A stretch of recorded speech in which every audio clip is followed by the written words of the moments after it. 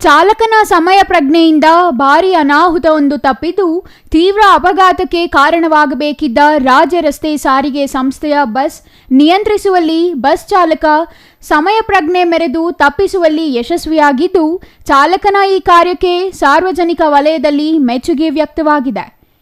ಬೇಗೂರಿನಿಂದ ನಂಜನಗೂಡು ತಾಲೂಕಿನ ಕೊತ್ತನಹಳ್ಳಿ ಮಾರ್ಗವಾಗಿ ಎಚ್ಡಿ ಕೋಟೆಗೆ ತೆರಳುತ್ತಿದ್ದ ಸಾರಿಗೆ ಬಸ್ಸಿನ ಬ್ರೇಕ್ ವಿಫಲವಾಗಿ ಚಾಲಕನ ಎಚ್ಚರಿಕೆಯಿಂದ ಭಾರೀ ಅನಾಹುತ ತಪ್ಪಿದೆ.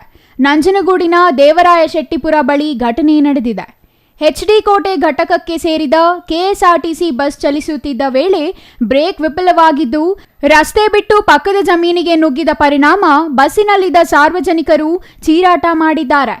ಜಮೀನಿನಲ್ಲಿಯೂ ಯಾವುದೇ ಮರ ಗಿಡಗಳಿಲ್ಲದ ಕಾರಣ ಸದ್ಯ ಯಾವುದೇ ಅಹಿತಕರ ಘಟನೆ ನಡೆದಿಲ್ಲ. ಬಸ್ನಲ್ಲಿ ಸುಮಾರು 35ಕ್ಕೂ ಹೆಚ್ಚಿನ ಪ್ರಯಾಣಿಕರಿದ್ದು ನಿಟ್ಟುಸಿರು ಬಿಟ್ಟಿದ್ದಾರೆ. ಚಾಲಕನ ಜಾಗೃತಿ ಚಾಲನೆಗೆ ಬಸ್ಸಿನಿಂದ ಪಾರಾದ ಪ್ರಯಾಣಿಕರು ಶಬಾಷ್ ಗಿರಿ ವ್ಯಕ್ತಪಡಿಸಿದ್ದಾರೆ. Kumar, CTV news, Nanjangud.